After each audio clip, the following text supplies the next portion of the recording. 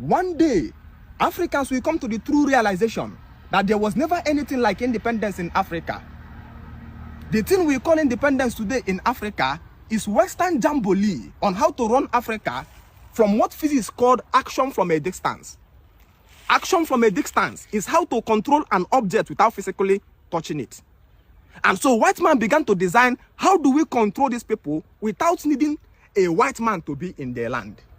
Action from a distance. For instance, I kept this power bank here, and then through magnetic force, I can be drawing this power bank.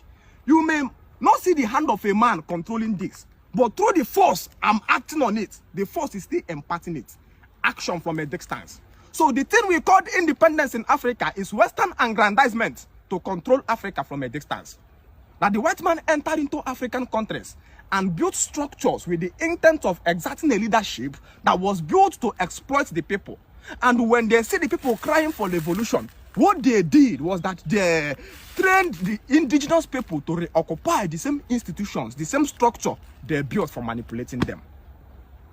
So the exact place that was built for the governance system, which was once occupied by Frederick Lord Lugard, they left, and another man, one young man, through their system of democracy, reoccupied that system. Because democracy is Western weapon to elect the desired idiots, officials, to rule Africa. Because Africans is not a place where one man is arrogated the sense of controlling over 200 million people. In Africa, we practice communist party of government, where selected number of elders lead, or monarchy, such as it is today in China, or such as it is today in Saudi Arabia. Kings are trained from the day they are born, so the energy of leadership falls upon them. Go and ask how Oba of Benin is selected. The day the Oba, that the person that will succeed Oba is born, automatically from that day he is separated from his father and cooked. There is a level of preparation that is done to a man who will become king. So when the man comes out, he becomes almost immortal. That is the system of governance we have. And again, the system of Nzenozo, where selected elders rule.